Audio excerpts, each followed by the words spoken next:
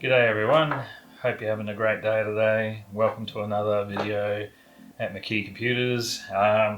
Today is what can we save? Because the job that's come in is this computer here, and unfortunately the customer has told me that it was sitting underneath an air conditioning unit that started leaking water onto it, which is not good.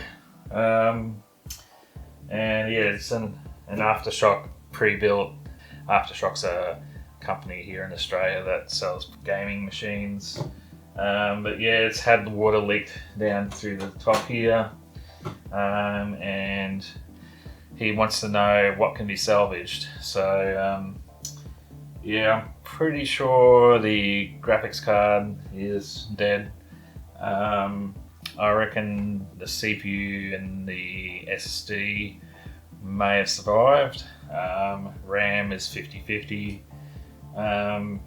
and possibly got lucky with the motherboard, I don't know. But we won't know till we pull it apart, give things a clean and check and see if they're alive or not. Depending on what is still alive or not alive will be the way we proceed, and as to whether we need to build a whole new one or whether we can just use some parts and just replace bits that died. So we'll get into it, and we'll see how many survivors we have. Alright, we'll start pulling this apart and see what we've got.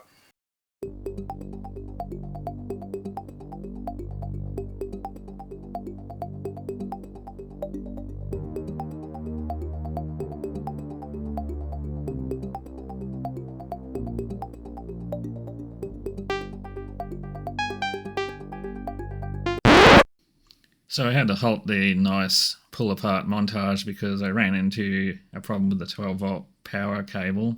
Couldn't get it off because of the design that Zotac gone with, where they put the release clamp pointing down behind the shroud for the fans, and they can't get your finger in there. It's just ridiculous. What a stupid design. I'm not a big fan of Zotac because it's a cheap brand, and this is the sort of stuff they do. So I prefer to go for some other brand that's better quality. But each to their own. But let's get back to the cool video now that we've got that power cord off. What idiot designed this thing? You did, sir. Fair enough. Wilson, fire somebody.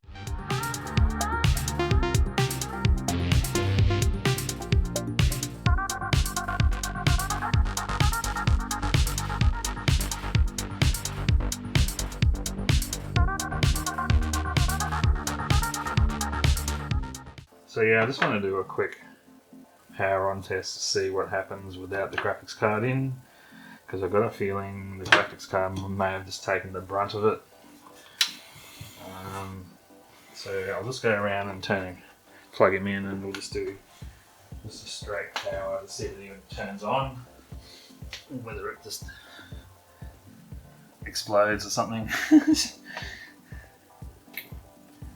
Alright, so I saw a little light come on as the power entered the machine. Alright, we'll give it a go. Okay, we got it. It's turning on. That's a start. Let's see if we have any onboard graphics at all. As with all things when it comes to water, even though it may have survived, later on corrosion is a big problem. Therefore, later on in its life it'll probably fail early due to corrosion damage.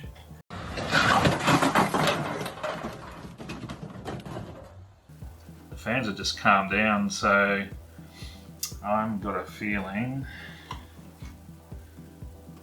we have a boot. Yep. So I'm just going to flicker over to the screen.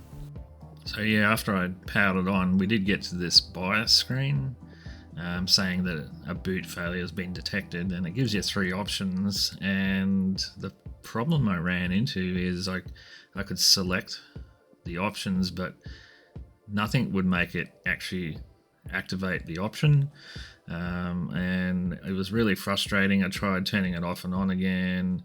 I tried powering right off, taking all the power off and turning it back on, and it kept coming back to the screen, and I ended up getting a bit frustrated with it, and ended up just giving up and moved on to pulling it apart for a clean. Right, back to the screen again. Enter BIOS. Let me in. Let me in. Let me in. Let me in. Yeah, so there's something funny going on where it keeps going to boot fail, and I can't confirm, quit, do anything. It's just stuck. A few moments later. Alright, well, we'll get this motherboard out and then get a better look at where the water's gone.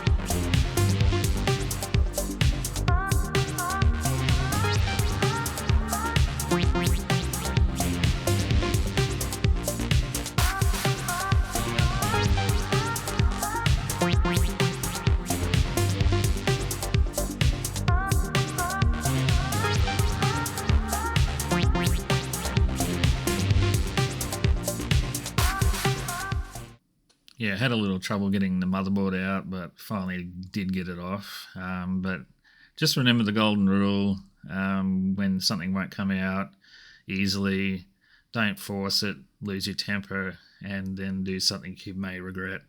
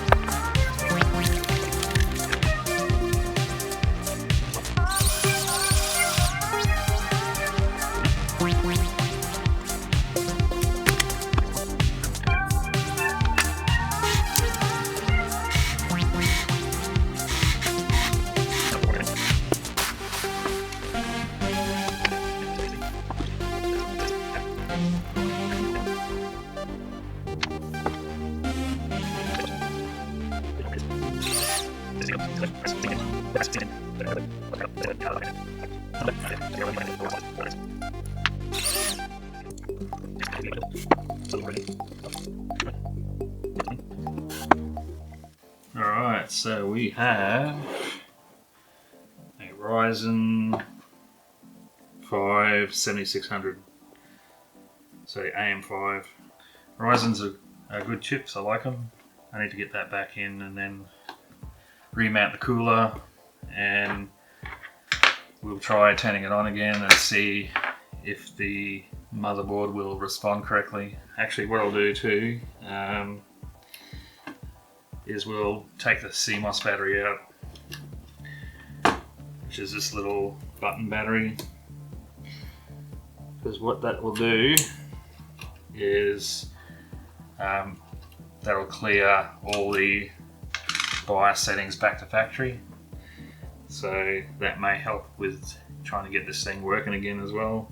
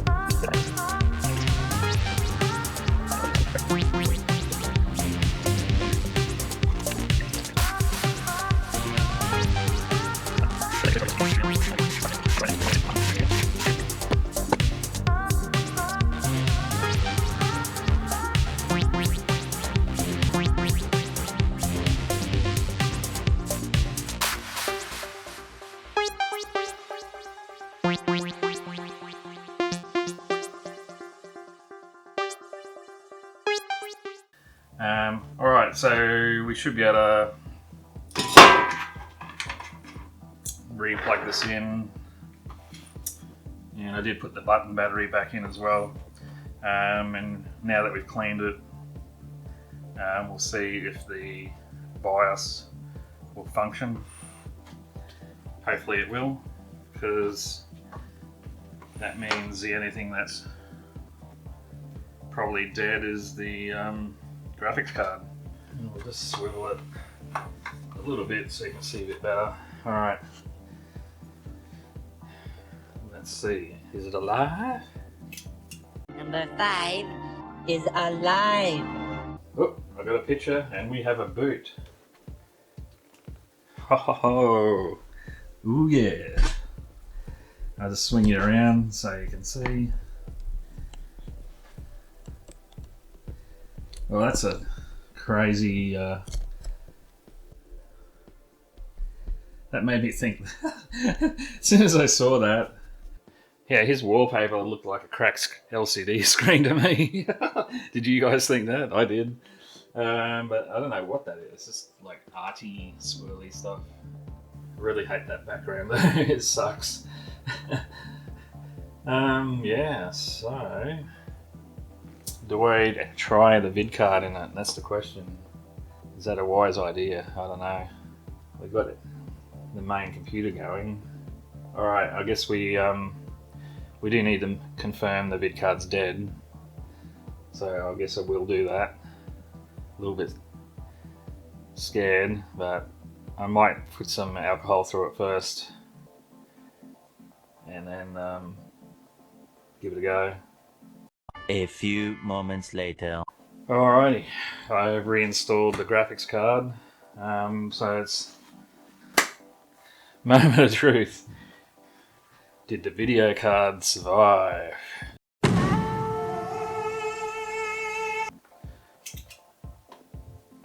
Oh yeah, she's cooked. As you can see,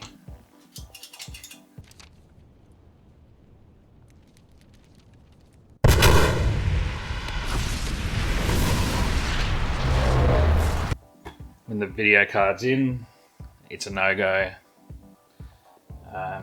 So vid card, bye-bye.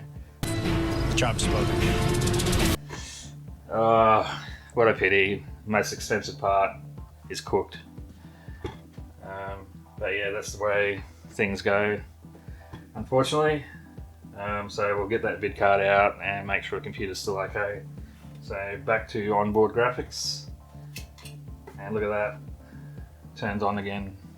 Yep, Gigabyte has come up, and we are back in the Windows. So as you can see, yeah, with the graphics card not in, it's working. So I'll have to do some more. I'll run a mem test on it and a stress test on the other components, make sure it's all working, and then yeah, I'll be giving the customer a call to let him know he's up for a new graphics card. 3 days later. Alright, how you going everyone? It's been a couple of days now since I cleaned this water damaged computer and found out basically everything's working other than the graphics card. Yeah, the Zotac 4070 Super has taken most of the liquid damage and is no more. Sayonara. So I gave him a call and told him the news. He was pretty happy, and he decided to go for a 5070 from MSI, but it's the Shadow 3x 5070, and it's the OC edition as well, and it's got 12 gigabytes of GDDR7 on it. That's pretty much the equivalent that I can actually get for him. But I did do some checks with the bottleneck checker, and because he's only running a Ryzen 5 7600, the CPU is bottlenecking the graphics card about 20%. I'll bring it up on the screen. And yeah, as you can see, at full HD for general tasks, there's like it's getting 19% bottleneck on his Ryzen 5. It's too weak. If he did gaming with GPU intensive, it's 14.7%, and if he was doing something that was more CPU intensive, it's really bad, 23. So yeah, very bottlenecked. But if he does buy a new monitor, we go up to the 1440. You can see drops right down to 9%. It's almost there, not quite. So once he gets off his 1080p monitor, that will definitely improve things. But yeah, he'd probably need to go up to a Ryzen 7 to really get it going. But yeah, just something I always like to do, just because there's no point buying a graphics card that's super duper and then slapping it in a budget computer that just can't even take full advantage of it. It's just a bit of a waste of money.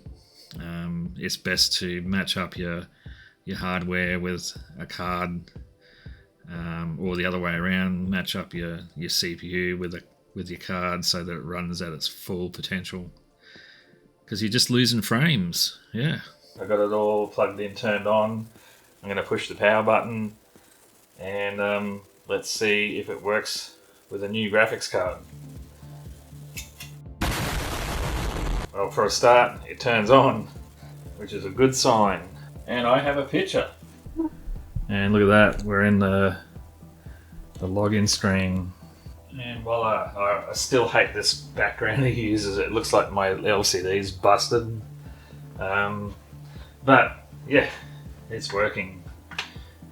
So happy days is all I can say, because yeah, after having water through your computer, that's pretty lucky to still have only the graphics card die. But it just proves here that sometimes it doesn't mean your computer's completely shot when something like that happens. It's always good to take it to a store like mine and get them to run a test and check it over and see what is actually damaged instead of just writing it off. Because yeah, you can save yourself a bit of money and get back to gaming before you know it. Now I'm running the superposition benchmark on this budget Aftershock PC after we cleaned it, fixed it from water damage, and put in a new graphics card, the 5070. CPU is sitting at 46 degrees under gaming load, benchmarking load, so that's pretty sweet. Very, very good. Even if you've got a budget computer, still get some good games. The only thing is with budget components is longevity. That's the biggest reason I use things that are a bit better quality. Is yes, it'll work for a while, but won't last as long generally. So as you can see, we got a final score of 13,250. That's a pretty reasonable score. Yeah, and this is the score I recorded on my computer doing the same benchmark. I have a slightly newer processor. His is from 2023, mine's a 2024 processor. I have a lot more RAM than he does, but my graphics card is a 4070 Ti. So yeah, I'd be pretty happy with the results, considering yeah, he's got a slightly older CPU but a newer graphics card. The score he's got would be very, very good for gaming in general, because it's comparable to mine and I can play most things on high detail. So yeah, pretty cool. Yeah, I gave it a bit of a clean and shined it all up, and yeah, she's looking pretty and works beautiful. So we're done with this repair. Thanks for watching, and I look forward to seeing you in the next video. Bye for now.